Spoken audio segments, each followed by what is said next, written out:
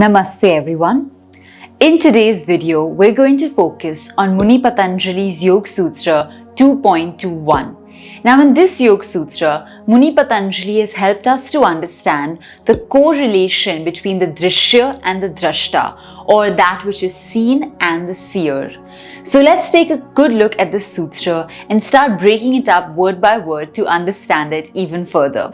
The sutra itself goes, Tadartha eva drishyasyaatma. Alright, so quite a small sutra there. Let's hear that one more time. Tadartha eva drishyasyaatma. Alright, so that is Sutra 2.21. Now let's break it up word by word to start understanding it better. So the first word that we have here is tad, which refers to it, and it's talking about the previous sutra, since sutras are all a continuation, so it's saying it. And then coming to the next word is artha. Artha means purpose, the meaning, the reason something is happening. And the next word is iva. Iva means only. So it's saying tadartha, the meaning is only. And then the next two words are drishya and atma. Now drishya here is referring to that which is seen, and according to Sankhya philosophy it's referring to the prakriti. And of course the next word is atma, which is referring more to soul. It's referring to the purusha element as per the Sankhya philosophy. So now let's understand what is the sutra trying to tell us and what is it trying to say. So in this sutra, we're being told the exact purpose of drishya. Why does Prakriti evolve? Why do these things exist? Why do we have the evolution of Prakriti? And what does it mean for the Drashta? So here we are told that the Drashta is helped to serve its purpose through the Prakriti. So all of the Drishya, all of the things that are seen are kind of there for the Drashta to go ahead and fulfill its purpose and to use that particular Drishya to keep moving back towards Kaivalya. Now, for a lot of people, they might be like, but what is the need? Why do we even need to go through this cycle?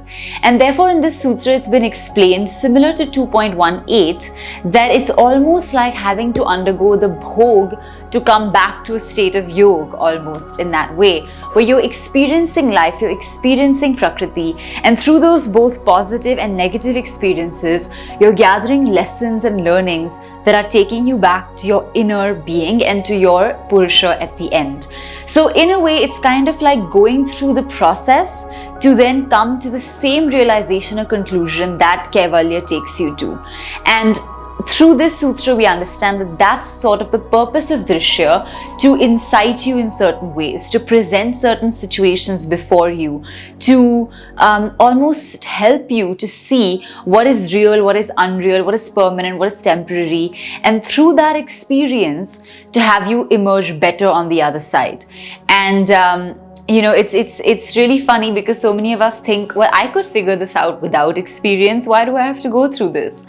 And this sutra is kind of explaining that it's essential for the Purusha, the Drashta, to witness all of these happenings, to experience, or rather to observe what is happening as only the Chitta is experiencing it, and through that to actually gain a state of absoluteness and Kaivalya. So it's just about sticking with the process, learning through each lifetime, and then getting better and better at the process of Kaivalya as we keep going forward.